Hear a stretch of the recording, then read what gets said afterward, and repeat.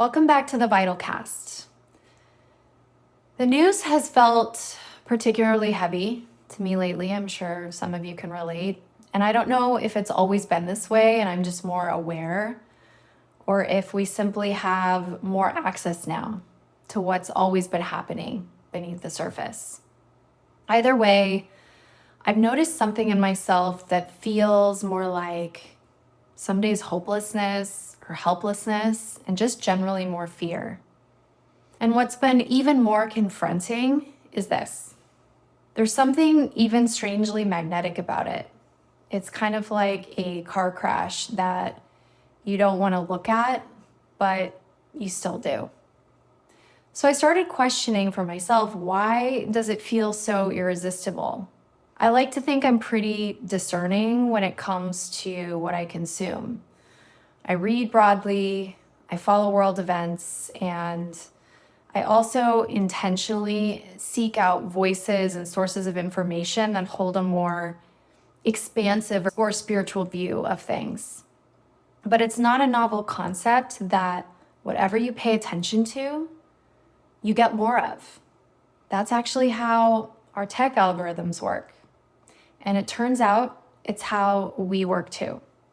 There's a part of the brain called the Reticular Activating System, or RAS. It's basically your internal filter. You're taking an unimaginable amount of sensory data in every second, like a billion bits per second, and your brain has to decide what makes it through. So it filters, and it does that based on what you've already signaled is important. The simplest, most commonly used example of this phenomena is buying a car. You decide on a specific model, maybe something you don't see that often, feels unique. And suddenly, as soon as you decide that, it's everywhere. You see it at every other stoplight, in parking lots, on the highway. And it's not as if everyone went out and bought that car overnight. The world didn't change, or at least not that drastically anyway. Your attention did. And here's the catch. Most of this filtering happens outside of our conscious awareness. We call it coincidence, and more often, we use it to confirm what we already believe, whether we realize it or not. That's what makes those news stories so potent and continue to drive the division that we experience in our society. So when I zoom out and look at myself in recent months, noticing the dips in energy or that subtle erosion of my own motivation, I have to ask myself, what have I been rehearsing? And where has my attention been specifically dwelling? Because when we narrow our focus on chaos, outrage, and division, our internal landscape begins to mirror it. Energy drops, our hope can shrink, that agency over our lives feels smaller. And this is where the conversation becomes about self-leadership. I know I can't change wars or dismantle corruption tomorrow, and I definitely can't control how other humans treat the other. But I can become responsible or able to respond in how I show up, in what I amplify, and in what I allow to take up residence in my own psyche. One of my mentors says, attention is the currency of life, and you always get what you pay for. It's clever, but it's also true. Our social media feeds are literal algorithms, feeding us more of what we've already consumed.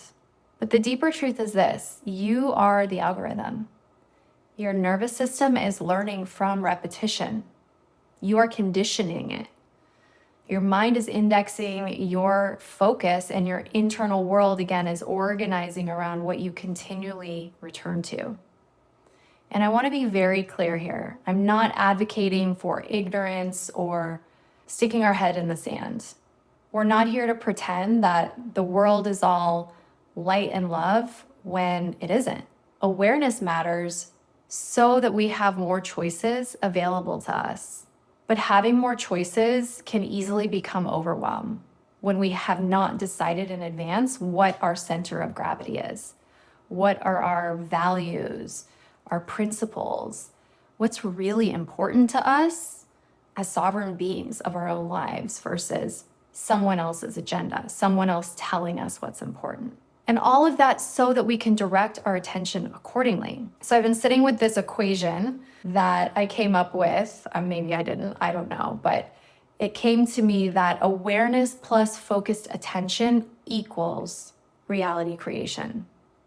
Expand your awareness of both the light and the dark so that you have both the information and remember the power you have to choose where you dwell, which is all trainable, by the way, because while the collective stage may feel chaotic, you still hold the sovereignty over the terrain of your own mind. When you restore coherence, steadiness, and love there, that ripple effect is neither naive or insignificant. It's incredibly powerful. And I'll just say this as a closing thought. So many leaders I speak with right now are in a moment of change. They're questioning what's next. They feel stuck, unclear, and overwhelmed. And often what looks like confusion is actually internal noise. It's a lot of fear, chaos, an attention system that's been trained around urgency and survival.